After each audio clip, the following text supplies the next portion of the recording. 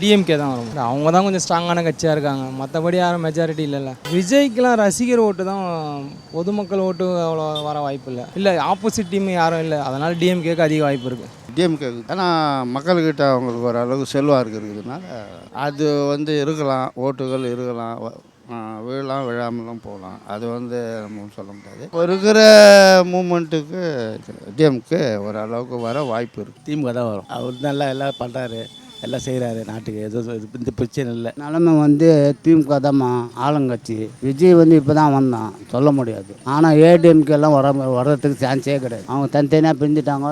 அவங்க பிரியலைனாங்க ஏடிஎம்கே தான். ஏடிஎம்கே தவிர யாரும் அடிக்க முடியாது. நானும் ஏடிஎம்கே தான், இருந்தாலும் திமுக தான் சப்போர்ட் இருக்குது. டிஎம்கேக்கு தான் அதிகமாக இருக்குது. ஏன்னா எந்த கட்சியும் அவ்வளோ பிடிமானம் இல்லை, எல்லாம் தனித்தனியாக இருக்கிற மாதிரி இருக்குது. அது ஏடிஎம்கே பிஜேபி கூட போயிடுச்சு, அதனால் அதுக்கும் வாய்ப்பு இல்லை. மக்கள் அந்த மாதிரி பிஜேபியை வெறுக்கிறாங்க. அதனால் இப்போ டிஎம்கேக்கு தான் வரும். ஏன்னா அது கூட்டணியும் வலுவாக இருக்குது.